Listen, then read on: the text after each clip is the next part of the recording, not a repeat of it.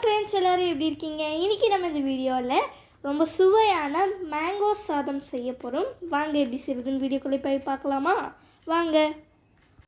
இப்போ ஒரு முழு மாங்காய் எடுத்துக்கோங்க. அதை வந்து தோல் சீவிட்டு துருவி வச்சுக்கோங்க. இன்றைக்கி நம்ம 300 grams ஆஃப் ரைஸ் எடுத்துருக்கிறதுனால ஒரு முழு மாங்காய் வந்து நம்ம எடுத்துக்கணும். இப்போ இதை நல்லா துருவி வச்சுக்கோங்க. இப்போ ஒரு கடாய் சூடு பண்ணி வச்சுக்கோங்க. அதில் கொஞ்சமாக ஆயில் ஊற்றிக்கோங்க. ஆயில் ஊற்றிட்டு அரை ஸ்பூன் கடுகு ஆட் பண்ணிக்கோங்க. உளுத்தம் பருப்பு, கடலைப்பருப்பு, அப்புறமா காஞ்ச மிளகாய், கருவேப்பிலை,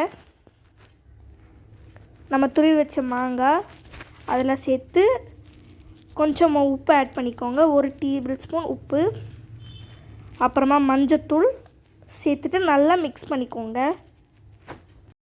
இப்போ கொஞ்சமாக பெருங்காயத்தூள் வந்து நம்ம சேர்த்துக்கலாம். இப்போ 300 grams ஆஃப் ரைஸ் வந்து உதிரியாக வடித்து வச்சுக்கோங்க. வடித்த சாதத்தை அகலமான பிளேட்டில் வந்து எடுத்துக்கோங்க.